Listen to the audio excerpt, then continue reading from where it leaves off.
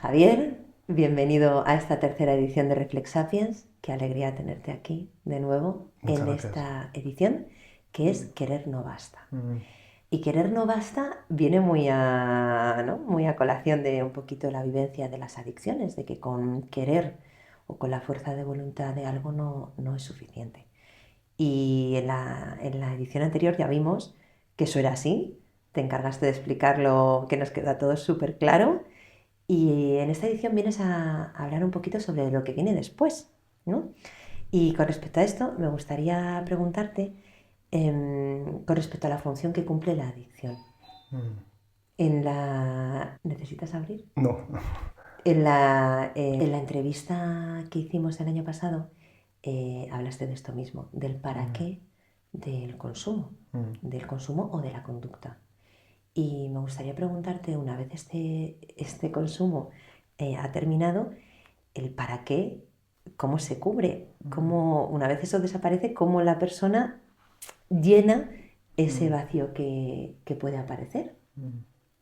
Sí, bueno, muchas gracias por invitarme otra vez. La verdad es que es un lujo tanto hacer la conferencia como estar aquí contigo. Y, Gracias. y totalmente, creo que la primera parte es lo que vimos, ¿no? ¿Para qué me anestesio? Primero entender que me anestesio y luego para qué lo hago. Y damos el siguiente paso, que es una etapa súper bonita, en la que sustituyo esa anestesia que no me estaba sentando bien por algo que yo vaya eligiendo poco a poco que sí me siente bien, ¿no? Y puede ser, es toda una búsqueda, ¿no? Dependiendo de la persona, la edad, el contexto. Hay gente que va encontrando, bueno, pues va encontrando ese propósito, a lo mejor en algo espiritual, hay gente que lo encuentra en el deporte, hay gente que tiene la suerte de tener un sostén familiar, hay gente que no, hay gente que encuentra una vida nueva en los estudios. Al final es darle un poco la vuelta a la tortilla, ¿no? La adicción lo que nos lleva es como un jardín en el que tú pones un poco de veneno y se va quemando todo. Y la recuperación es lo contrario, es volver a ganarle vida a la vida. Empezar a estudiar, empezar a relacionarme, empezar a conectar conmigo, con lo que me rodea y si lo considero, pues con algo más grande también. O sea, volver a abrir, ¿no? A poner algo fértil otra vez, ¿no? Que Total. crezca, que se crea, ¿no? Claro, Mm, porque cuando alguien es adicto, se mm, identifica como adicto. Bueno, cuando ya hace mm, todo el proceso ya trasciende la mm, negación y se identifica como adicto o adicta, mm, luego cuando puede aceptar que eso es así, se abre la oportunidad de otra vida, mm, que es dejar de ser adicto o adicta y mm, empezar a dejar de ser adicto o adicta. Es mm, decir, yo estoy dejando de fumar o yo estoy dejando, mm, pero la identidad nos identificamos con eso las mm, personas. Yo soy adicto o yo estoy dejando de ser mm, adicto o adicta a. mm, En algún momento, con el paso del tiempo, esa persona ya, la identidad será otra cosa diferente a adicto mm, o estoy dejando de fumar. mm. ¿Cómo construye esa identidad nueva la persona que ha dejado ya hace tiempo, por ejemplo, el consumo? Total. Además es un cambio muy difícil y muy importante. Los primeros años de recuperación, esto es mi opinión, personalmente creo que es muy útil esa etiqueta al principio porque es una medida de seguridad, ¿vale? Para no estar en lugares o con personas o en situaciones que no me convienen.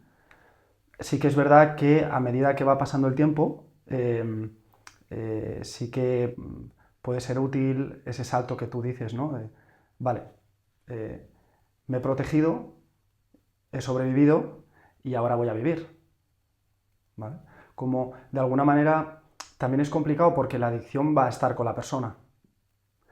Entonces es un equilibrio entre no soy solo esto, pero tampoco me puedo olvidar. A lo mejor ya no necesito ir todos los días a una terapia de grupo, puedo empezar a meter más responsabilidades en la familia, más planes con amigos, como decíamos antes, puedo empezar a fertilizar más mi vida con mayor variedad sin olvidarme de la adicción. Entonces cada persona tiene que encontrar su equilibrio. Hay gente que acude a grupos de 12 pasos, de ayuda mutua o diversas ayudas. a lo mejor ya de manera semanal o luego de manera quincenal, pero es algo que hay que tener a la vista, ¿no? Es un equilibrio que cada persona tiene que ir midiendo. O sea, de alguna manera hay que monitorizar, Mm. ¿no? La relación que yo sigo manteniendo con he dejado de consumir o he dejado de realizar esta conducta adictiva.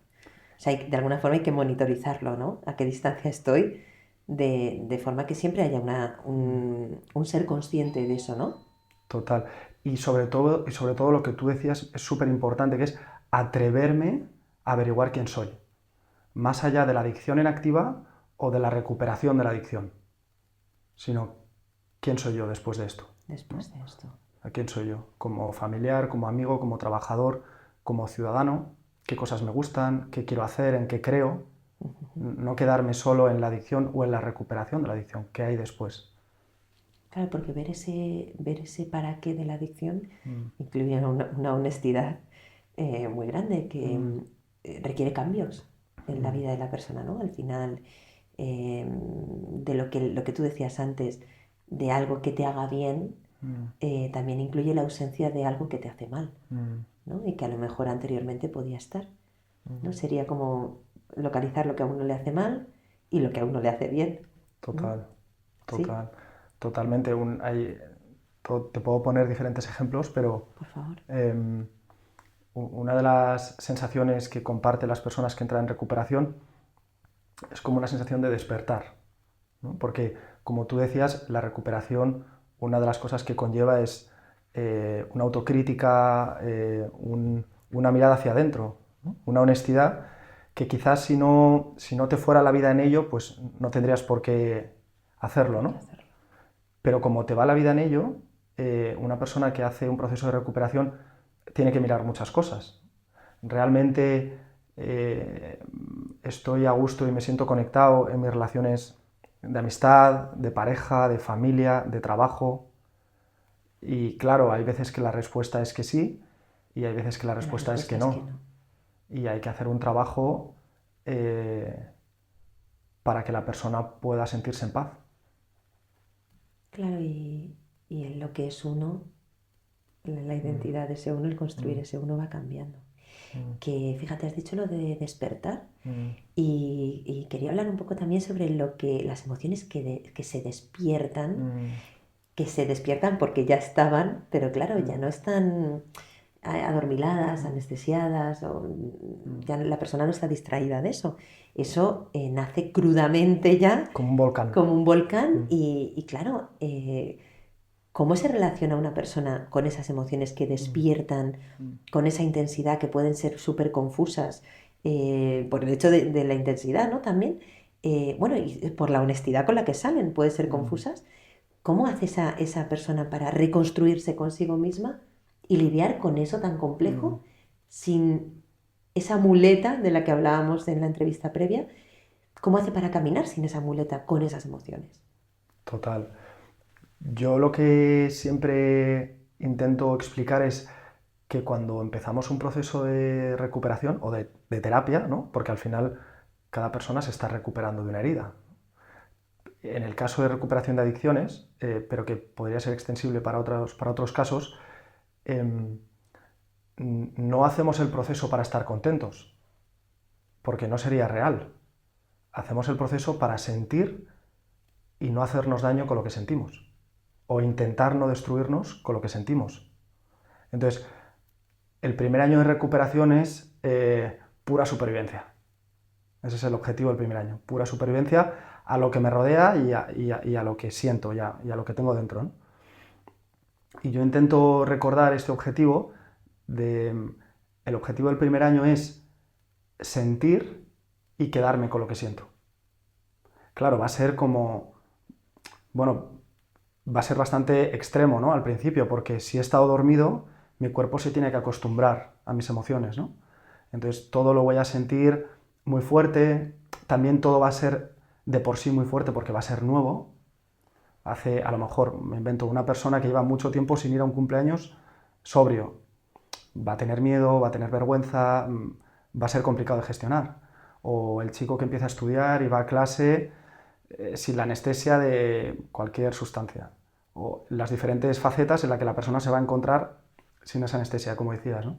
Entonces, creo que si ponemos el objetivo en estar contentos, estamos haciendo un flaco favor a las personas que vienen a vernos, ¿no? Porque el objetivo no es estar contentos, el objetivo es intentar estar en paz conmigo. Y estar en paz conmigo con lo que siento. Y a veces voy a estar triste, pero estoy triste y a lo mejor encuentro la herramienta de quedarme en casa y no destrozarme la vida como podíamos hacer antes, ¿no? Entonces, aprender a estar con lo que siento sin destrozarme la vida, eso es todo un éxito. Eso es todo un éxito. Sí. Y creo que conlleva la libertad que da la responsabilidad. ¿No? Cuando dices paz, digo, claro, una paz que no sea impostada por una sustancia es una paz repleta de responsabilidad, ¿no? De hacerme cargo. Lo que yo leo de lo que me dices es me hago cargo de lo que siento y de lo que hago con ello, ¿no? Que es que intentar de alguna forma que no me abrume, no abrumar, ¿no? Cuando dices quedarme en casa, me parece toda una responsabilidad, un ejercicio de responsabilidad. Sí, totalmente, totalmente. Ese ejemplo me parece además un ejemplo muy bueno, ¿no? Que es porque abarca lo que hemos hablado. Si estoy triste, en un proceso de honestidad real conmigo, a lo mejor lo que necesito es estar en casa, no ponerme la máscara y salir fuera a reírme. Entonces, hacerme cargo de lo que me pasa, de cómo me siento, de lo que me pide mi cuerpo, y el hecho de hacerme cargo, cuando hablo de estar en paz me refiero, como tú bien decías, a eso, ¿no? No a estar contento ni a estar triste, sino poder permitirme sentir y estar con lo que siento y dejar estar lo que siento. Eso es el objetivo. Qué difícil que a una persona le dejen estar triste en casa, porque ya de por sí a la gente es como, venga, sal, despéjate, como que hay que estar bien todo el tiempo, ¿no? Y alguien que está lidiando con esas emociones nuevas, ¿no? Por conocer y relacionarse, debido a que se ha tapado por una adicción, también si la adicción sucede en relación, va a haber un montón de vínculos que van a invitar a esa persona a salir de casa. Total. Y a volver a estar alegre o a volver a estar, ¿no? Que ya no es el mismo o ya no es la misma y el miedo a quedarse sin esos vínculos y construir otros nuevos. Y de ahí mi última pregunta, que va un poquito en la línea de esto, de cómo se construye un nuevo sentido de pertenencia, Javier, porque hay muchos vínculos que una vez la adicción se conquista o está en proceso de conquista, tienen que necesariamente terminar. Entonces la persona se queda en casa, pese a que le suena el teléfono para salir a ciertos lugares, ¿y cómo coge otro círculo de pertenencia? ¿Cómo es ese paseo? Es súper complicado. Yo creo que la recuperación por sí misma es un conjunto de un montón de cambios o de duelos, que diríamos los psicólogos, ¿no? Pero de cambios constantes. El cambio de la persona que fue, ¿no? A la persona que es ahora, de las relaciones que tenía a las relaciones que tiene ahora, de los lugares a los que iba a los lugares que va ahora, de los intereses que tenía a los intereses que tiene ahora. Entonces, bueno, es poquito a poco ir averiguando qué es lo que le gusta a la persona ahora, ¿no? Cómo quiere vivir la persona sin el consumo, qué cosas le despiertan, qué intereses tiene, qué conversaciones le llegan, o qué personas, ¿no? Qué lugares. Y una cosa que vemos muy, muy común en la recuperación es que cuando una persona empieza su proceso y a veces nos dice, es que esta persona con la que antes tenía mucha relación, ahora ya no me llega. O me he dado cuenta que lo que nos unía era el alcohol, o lo que nos unía era lo que tomasen, ¿no? O lo que hicieran juntos. Y ahora que yo no hago esto, ya no conecto con esta persona. ¿No? Y incluso el giro de esto, que es, ahora que ya no consumo, no, yo lo que me he encontrado es que en los testimonios de consulta de personas que dejan de consumir y las emociones salen Y entonces, de alguna forma, el consumo hacía que esa persona pudiera relacionarse con cierto entorno Claro. que esa anestesia Mm, se pone una verdad sobre la mesa mm, de un momento. Es que yo no estoy cómoda o cómodo en este entorno mm. y me tengo que salir. Total. Eso sería como muy sistémico también, ¿no? Como es que a lo mejor el consumo era lo que ayudaba a esta persona a mantener la relación con su familia, Por ejemplo. o con esta pareja, o con estos Ujujú. colegas, o con... Sí, sí, Y de repente, porque hay una necesidad súper íntima, ¿no? Del ser humano de de pertenecer. pertenencia. Entonces, claro, no sabes la cantidad que te pasará a ti también, la cantidad de chicos que me dicen, es que yo empecé a fumar porros para pertenecer al grupo. Claro. Entonces, no es fumar porros. Fumar porros es lo que a mí me permite pertenecer. Por eso es todo un hándicap, ¿no? No me voy a quitar esto porque entonces, ¿qué hago? Y ¿Y a dónde totalmente, vuelvo a pertenecer, no? O sea, total. porque tengo que salir de un sitio y generar otro. ¿A dónde voy? Pero has dicho algo que me encanta escucharlo, ¿no? El criterio Mm, del círculo al que yo voy a mm, pertenecer tiene que ver con aficiones nuevas que mm, me gustan, mm, entornos que me agradan, mm, personas con las que me siento cómodo. O sea, no necesariamente suplir un círculo por otro al mm, azar, mm, sino has metido un filtro de escucharse y de salud, mm, ¿no? Javier, y el día 21 de octubre, ujú.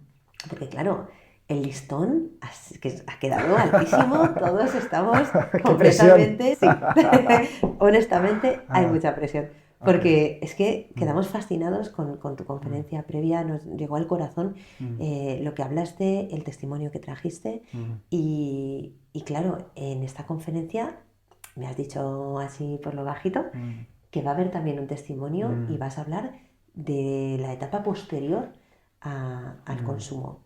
¿Qué vamos a vivir los que acudamos el 21 de octubre, mm. Javier? Yo, lo primero, darte las gracias otra vez. Eh, Creo que lo que vamos a vivir es algo cercano, algo real, algo sencillo pero real.